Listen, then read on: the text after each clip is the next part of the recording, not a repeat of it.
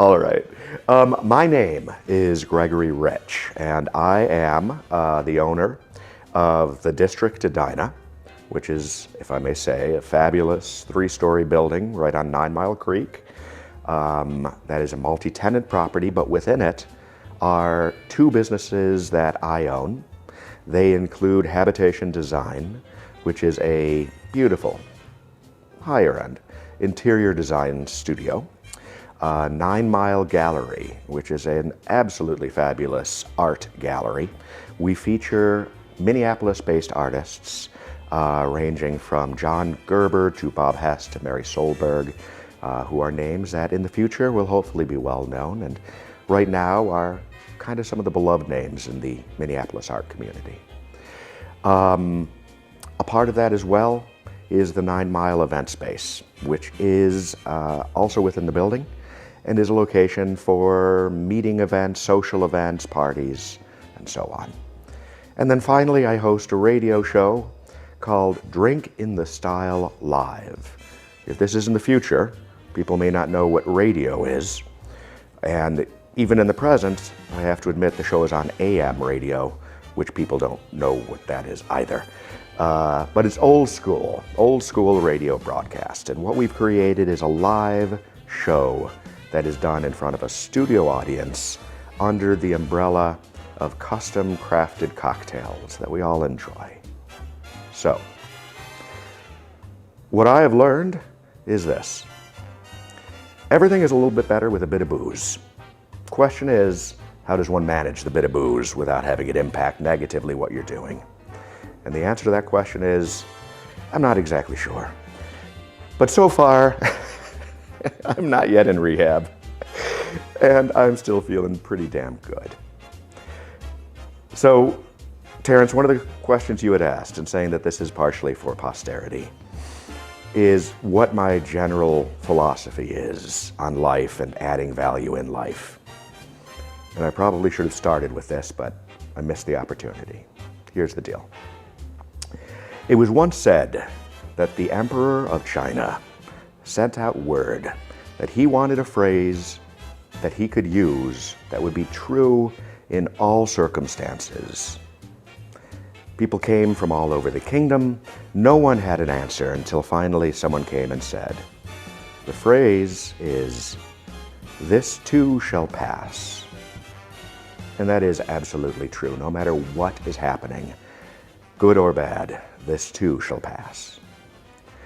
I like to think that I found a second phrase, or at least an add-on to that phrase, and that is, this too shall pass, but before it does, there will be fuckery. That fuckery is going to be good, the fuckery is going to be bad, sometimes entertaining and sometimes dejecting. But the point is, it will pass, but it will be there. So if anything has presented itself to me, it is to know that the fuckery is going to happen and you may as well enjoy it. One of the great songs, if you guys don't know it, from Frank Sinatra, and I'm a huge Frank Sinatra fan, is "Let's face the music and dance." And what that means is, well, when it comes time to pay the piper, you may as well do a little soft shoe while you're doing it. But the piper does have to be paid, and that is critical. So my hope when I was in college was to get a PhD in history. And I did move in that direction. I was in the graduate program at the University of New York at Buffalo. I was pursuing the PhD, and the area of focus was early modern European and classical Roman history. And I really enjoyed it, I admit. But there were two things that knocked me off the course, and the first one was money. At that time, in the 1990s, the starting salary for an associate professor, because teaching is undervalued, the starting salary was $14,500, which must sound like a tiny amount to you now, is a tiny amount now, and was a tiny amount then. So I realized, having recently gotten married, that you just couldn't make a living off of that. And it scared me to try to do that. The second, I admit, is that I lost self-confidence. I started to wonder if I was actually smart enough to get a doctorate in history and whether I had the work ethic that was necessary to do the work that was required. And I got scared and I fled. I regret it to this day. Not necessarily the PhD, but at least having stayed in long enough to have written a master's thesis and proven to myself that I could have done that, and possibly had some credentials so that maybe I could have taught at a lesser school, at a community college or something. But ultimately, you have to accept the reality of acceptance, radical acceptance. Nothing matters. It happened. You have to move on. Time doesn't go backwards. And the only benefit to beating yourself up over a bad decision is, well, there's no benefit to beating yourself up over a bad decision. You simply take from it what you can and realize that maybe that will lead you to making better decisions in the future. And in truth, if I live long enough, which is unlikely, but still, you can always go back and achieve your goals and your dreams. But at this point in time, that is not what I should be doing. What I'm doing now is creating hopefully some financial stability that I can pass along. Hopefully enriching the lives of people that are coming across my path and whose path I'm crossing. And hopefully being a decent father and husband. And someday, who knows, maybe I do go back to school and maybe I do study history. But until then, I'm very happy with my place. And I think I'm adding value on a lot of different levels. And that's enough. The art is important, you know? Minneapolis used to have an entire collection of art galleries that were downtown. You could walk from one to another to another. It was down off Hennepin, brought great, style to the city. They're almost all gone now. All replaced mostly by bars. And I will certainly never say that there should not be more bars.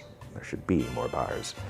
But that whole culture of art in downtown Minneapolis is gone, except for like Casket Arts building and things like that.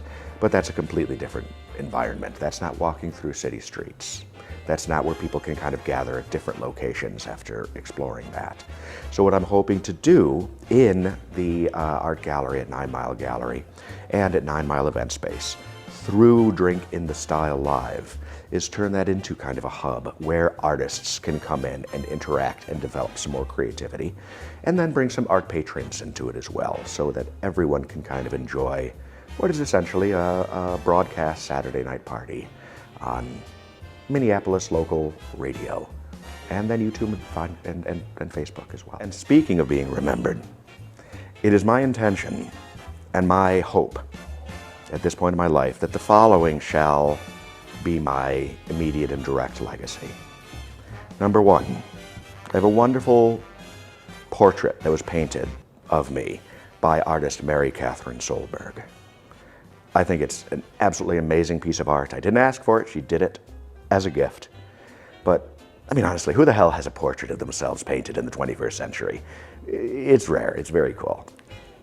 I give that to either Sophia or Avery, my daughters. The other gift that I plan to bequeath I do not yet have, but as I get closer to death, I intend to buy a parrot. Parrots live for 50 or 60 years. I will teach this parrot certain key phrases. They will include, "Gosh, I miss Pops." My kids call me Pops. And, Pops would know what to do. And God, don't you miss Pops and hope he comes back soon? Well, probably not that one. It's a little creepy, a little Jesus zombie-esque. But critical phrases that will forever be echoed long after I'm gone from the side table while my children dine. Finally, I've asked my good friend Bill McGreevy of McGreevy Funeral Home to seat guests attending my funeral as follows.